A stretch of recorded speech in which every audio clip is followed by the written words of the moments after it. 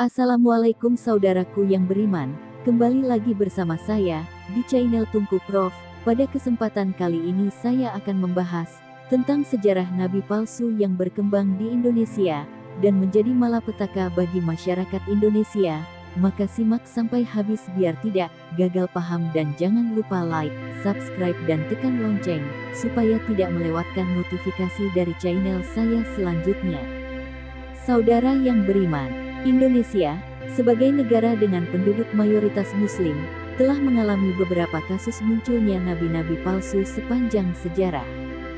Fenomena ini seringkali diwarnai dengan kontroversi, penyesatan ajaran agama, dan konflik dengan masyarakat atau pemerintah. Berikut adalah beberapa kisah tentang nabi-nabi palsu di Indonesia beserta penjelasan lengkapnya. 1. Ahmad Musadek. Ahmad Musadek, nama aslinya Abdus Salam, adalah tokoh yang mengklaim sebagai nabi dan mendirikan aliran Al-Qiyadah Al-Islamiyah pada tahun 2006.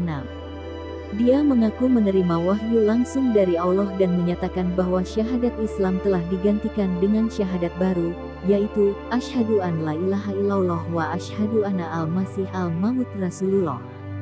Ahmad Musadek mengklaim dirinya sebagai Al-Masih Al-Maut, Mesias yang dijanjikan. Dampak dan respon masyarakat. Majelis Ulama Indonesia (MUI) menyatakan bahwa ajaran Ahmad Musadek adalah sesat dan menyimpang dari Islam. Ahmad Musadek ditangkap dan dijatuhi hukuman penjara selama 4 tahun atas dakwaan penistaan agama. Setelah keluar dari penjara, dia kembali mendirikan kelompok baru bernama Gavatar, Gerakan Fajar Nusantara, yang juga menuai kontroversi dan akhirnya dibubarkan oleh pemerintah pada 2016. 2. Lia Eden. Lia Aminuddin, yang lebih dikenal sebagai Lia Eden, adalah seorang wanita yang mendirikan kelompok bernama Kerajaan Tuhan pada tahun 1997 di Jakarta. Dia mengklaim sebagai perantara Allah dan menyatakan dirinya sebagai malaikat Jibril yang diutus untuk membawa kedamaian di dunia. Lia Eden juga mengaku menerima wahyu dan menulis kitab baru bernama Lembaran Eden. Ajaran dan kontroversi. Lia Eden menyerukan penghapusan agama-agama konvensional dan menggantinya dengan agama universal. Dia melarang pengikutnya menjalankan syariat agama seperti salat, puasa, dan haji. Lia Eden pernah mengirimkan surat kepada Presiden Indonesia, menyatakan dirinya sebagai pemimpin dunia spiritual. Respon pemerintah dan hukum. Pada 2005 dan 2006, Lia Eden ditangkap dan dijatuhi hukuman penjara atas tuduhan penistaan agama. MUI menyatakan ajaran Lia Eden sebagai sesat. Setelah beberapa kali dipenjara, Lia Eden tetap mempertahankan klaimnya hingga wafat pada 2021. 3. Dimas Kanjeng Taat Pribadi. Dimas Kanjeng Taat Pribadi terkenal karena mengaku memiliki kemampuan menggandakan uang. Dia mendirikan sebuah padepokan di Probolinggo, Jawa Timur, yang menarik banyak pengikut dari berbagai kalangan. Beberapa pengikutnya bahkan menganggap Taat Pribadi sebagai orang suci yang memiliki kemampuan spiritual tingkat tinggi. Aksi dan penipuan. Dimas Kanjeng mengklaim dirinya memiliki kekuatan gaib untuk menggandakan uang. Banyak pengikutnya menyerahkan uang dalam jumlah besar dengan harapan uang tersebut akan digandakan. Kasus hukum. Pada 2016, Taat Pribadi ditangkap karena dugaan penipuan dan keterlibatan dalam kasus pembunuhan beberapa mantan pengikutnya. Pengadilan memvonisnya bersalah atas penipuan dan pembunuhan, dan dia dijatuhi hukuman penjara. 4. Sensen Komara.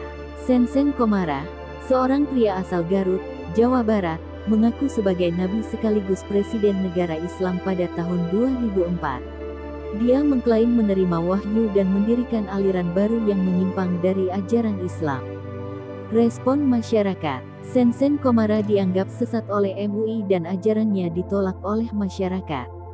Dia sempat ditangkap oleh pihak berwenang karena aktivitasnya yang dianggap meresahkan. 5. Haris Amir Falah.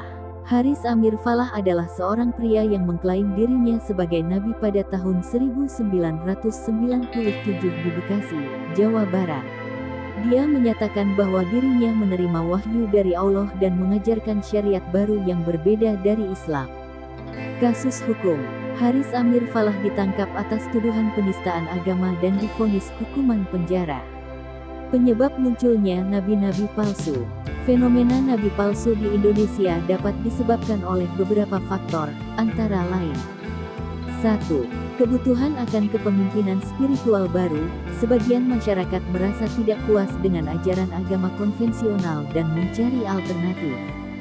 2. Gangguan psikologis. Beberapa nabi palsu menunjukkan tanda-tanda gangguan mental atau megalomania. 3. Motivasi ekonomi. Sebagian besar nabi palsu menggunakan ajarannya untuk mencari keuntungan finansial.